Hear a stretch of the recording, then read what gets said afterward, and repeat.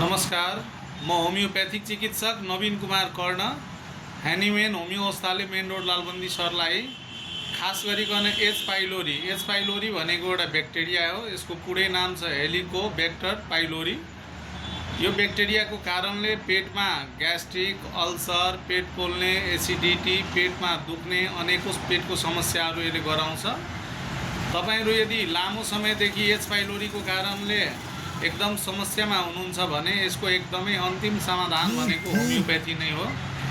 तपाईहरु हामी कहाँ सम्पर्क गरेर यो समस्याबाट एकदमै समाधान निकाल्न सक्नुहुनेछ।